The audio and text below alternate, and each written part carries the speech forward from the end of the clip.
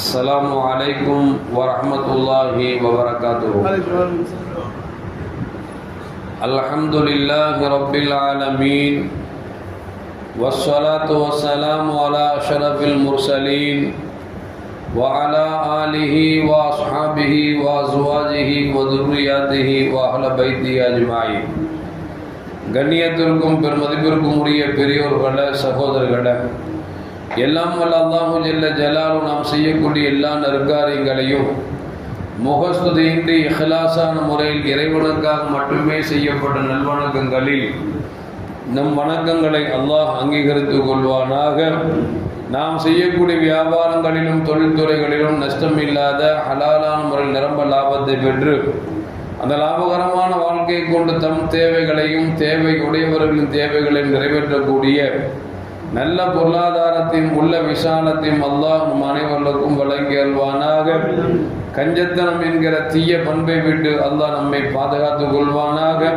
நம்மை இந்த உலகத்தில் வாழ வைக்கும் காலமெல்லாம் நோயினுடைய இன்றியுள்ள ஆரோக்கியத்தோடு அல்லாஹ் நம்மை வாழ செய்வானாக. அந்த ஆரோக்கியமான வாழ்க்கை கொண்டு அல்லாஹ் சூழலை நெருங்கக்கூடிய அனைத்து நல்ல முறைகளையும் புரியக்கூடிய நல்ல முத்தகின்களின் கூட்டத்தில் அல்லாஹ் நம்மை ஆக்கி அருள்வானாக. திடீர் மரணங்களை விட்டும் தீய மரணங்களை விட்டும் நம்மையும் நம் குடும்பத்தையும் நம் சமூகத்தையும் அல்லாஹ் முழுமையான முறையில் பாதுகாத்துக் கொள்வானாக. மருத்துவமனையின் செலவினங்களை விட்டும் வேதனைகளை விட்டும் அல்லாஹ் நம்மை காத்தருள்வானாக. நம்மில் யாரெல்லாம் நோயால் பாதிக்கப்பட்டு வீடே கதி என்றும் ஆஸ்பத்திரியை கதி என்றும் அல்லல் பட்டும் அவதியுற்றும் இருக்கிறார்களோ அத்தனை மக்களுக்கும் வெகு விரைவில் நோயை போக்கியுள்ள ஆரோக்கியத்தை வழங்குவதோடு அவர்களை கொண்டு அவர் குடும்பத்திற்கும் சமூகத்திற்கும் பலன் தரக்கூடிய மக்களாக ஆக்கி அருள்வானாக. நாம் இந்த உலகத்தில் வாழ்ந்து மறைகிற நேரத்தில் லா இலாஹ இல்லல்லாஹ் முஹம்மது ரசூலுல்லாஹ் என்ற கலிமாவை மொழிந்து ஜன்னத்துல் ஃபிர்தௌஸை கண்ணால் கண்டு அகமகிழ்ந்து சிரித்து வண்ணமா மரணிக்கக்கூடிய நல்பாக்கியம் பெற்ற மக்களில் அல்லாஹ் நம் அனைவரையும் ஆக்கி வருவானாக. மரணித்தும் மரணிக்காத இறைநேசரின் கூட்டத்தில் அல்லாஹ் நம்மை ஆக்கி வருவானாக. நாளை மறுமையிலே முத்து முஹம்மது ரசூலுல்லாஹி ஸல்லல்லாஹு அலைஹி வஸல்லம் அவர்களின் திருக்கரங்களால் ஹவ்துல் கௌசர் என்கிற தடாகத்தின் நீர் வருகி அன்னாரின் ஷஃபாத்தை பெற்று அன்னாரின் கரம் பிடித்து ஜன்னத்துல் ஃபிர்தௌஸ் என்ற உயர்ந்த சொர்க்கத்தில் அவர்களோடு அல்லாஹ் நம்மை சங்கமிக்க செய்வானாக. எல்லாவற்றுக்கும் மேலாக இறை அன்பை பெற்று இறைவனை பார்த்து பரவசம் அடையக்கூடிய அவருடைய லிக்காவையும் ரிதாவையும் பெற்ற மக்களில் அல்லாஹ் நம்மை ஆக்கி அருள்வானாக. அருமையான மூமின்களே, சையதுனா அலியு கர்ரமல்லாஹு வஜ்ஹா உடல்நலம் கொண்டிருந்த பொழுது கண்மணி முஹம்மது ரசூலுல்லாஹி ஸல்லல்லாஹு அலைஹி வஸல்லம் அவர்களோடு அவர்கள் உற்ற தோழர்களும் சென்று நோய் விசாரிக்க சென்றார்கள். விசாரிக்க வந்த அந்த மக்களுக்கு அன்னை ஃபாத்திமா ரலியல்லாஹு தஆலா அன்ஹா கிண்ணத்தில் தேனை கொடுத்தார்கள். பெருமானார் ஸல்லல்லாஹு அலைஹி வஸல்லம் கையில் வாங்கி பார்க்கிறவுடன் தேனுக்குள் ஒரு ரோமம் ஒன்று கிடந்தது. அந்த தேன் கிண்ணத்தை பார்த்து என்ன கருத்துக்களை சொல்கிறீர்கள் என்று சொல்லி ஒவ்வொரு தோழரிடத்திலும் கேட்க கடைசியில் தானும் ஒரு கருத்தை சொல்ல இதை கேட்டவன் செய்தனா ஜிப்ரீல் அலைஹிஸ்ஸலாம் அவர்கள் தங்களால் வேகமாக வந்து அவரும் ஒரு கருத்தை சொல்லுகிற பொழுது அதற்கு அடுத்துதான் அல்லாஹ் சொன்னான், நானும் ஒரு கருத்தை சொல்கிறேன் என்று சொல்லி அல்லாஹ் ஒரு கருத்தை சொன்னானா. என்ன சொன்னான்?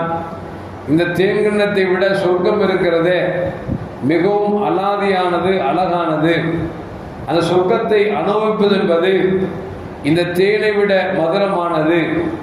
அதே நேரத்தில் சிராத்துல் முஸ்தகீம் பாலத்தில் மின்னல் வேகத்தில் கடப்பது என்பது இந்த முடியை விட சிரமமானது என்று சொல்லி அல்லாஹ் தன் கருத்தை பதிவு செய்தார் என்று வரலாற்றிலே பதிவு செய்யப்படுகிறது.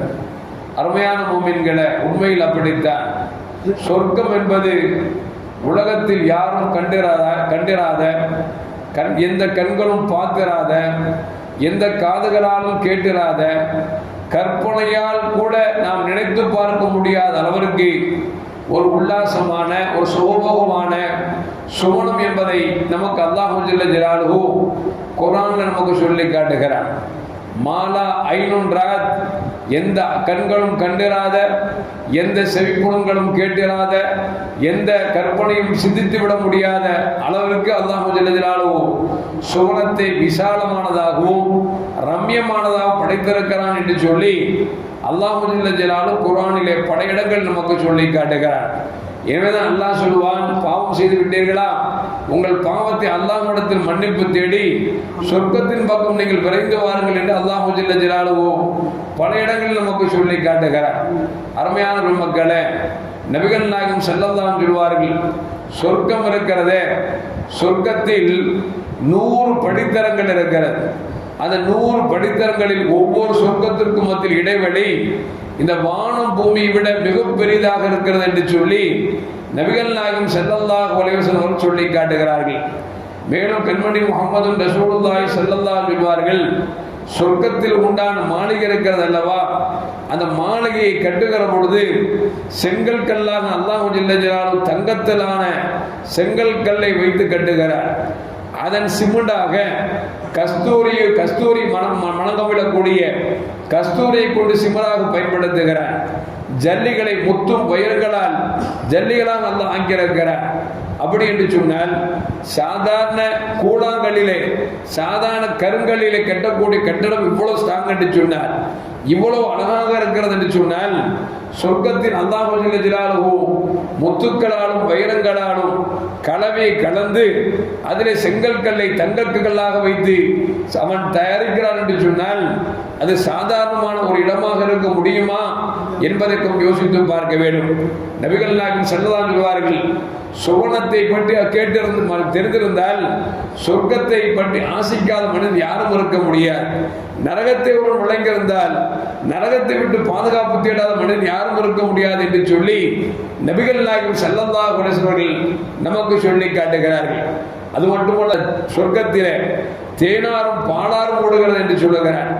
அது மட்டுமல்ல, சொர்க்கத்திற்கு செல்லுகிற பொழுது எல்லோரும் ஆணாக இருந்தாலும் பெண்ணாக இருந்தாலும் 30 வயது இளைஞர்களாக சொர்க்கத்திற்கு உள்ளே செலுத்தப்படுகிறார்கள் என்றார்கள் கண்மணி முஹம்மது ரசூலுல்லாஹி ஸல்லல்லாஹு அலைஹி வஸல்லம். ஒரு கட்டத்திலே பெருமானார் ஸல்லல்லாஹு அலைஹி வஸல்லம் வயது நிறைந்த ஒரு மூதாட்டி கிழவி, யார சொல்லலாம் சொர்க்கம் போவேனா என்று கேட்டார்கள். நபிகள் நாயகம் ஸல்லல்லாஹு அலைஹி சொன்னாங்க, கிழவிகள் சொர்க்கம் செல்ல மாட்டார்கள் என்று சொன்னார்கள். இதை கேட்டு அந்த கிழவி ஓ என்று அழுக ஆரம்பித்து விட்டது.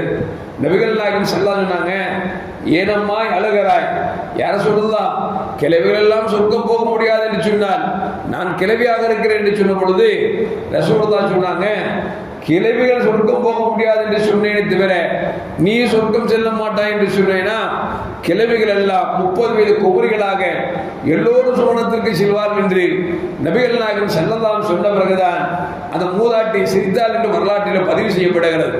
எதற்கு சொல்லுவார் என்று சொன்னால், ஒரு வாலிப வயசை பார்த்து பையனை பார்த்து சரியா சாப்பிட வச்சுங்களேன், என்ன சொல்லுவோம், என்னடா சாப்பிட்ற, இந்த வயசு கல்லை போட்டால் செமிக்கிற வயசுடா, ஓடுற பாம்பை மிதிக்கிற வயசுடா, ஏன்னா வாலிப முறுக்கு இருக்கிறதே, அந்த நேரத்தில் சாப்பிடக்கூடிய சாப்பாடு இருக்கிறதே, குழந்தைகள் சாப்பிடுவதை விட வயோதிகமானவர் சாப்பிடுவதை விட இளைஞர்கள் சாப்பிடுவது என்பது கொஞ்சம் அதிகமாகத்தான் இருக்கும்.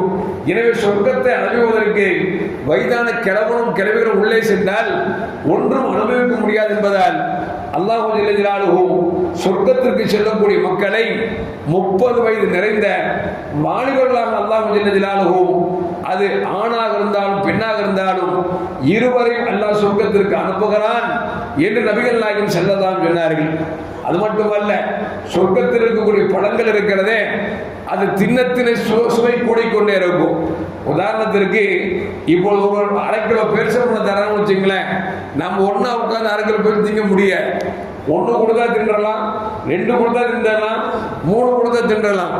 1/2 கிலோ பெருசம்பழத்தை கொடுத்து உட்காந்து தின்னா என்ன பொழப்புள்ளி ஆதரித்து அப்படின்னு கேட்டுருவோம். ஏன்னா ஒரு பழம் அல்லது அதிகபட்சம் ஒரு 3 பழம் சாப்பிடலாம் வச்சுங்களேன், அதுக்கு மேல தோட்டிடும், அப்படிதானே எந்த பழங்களாக இருந்தாலும்.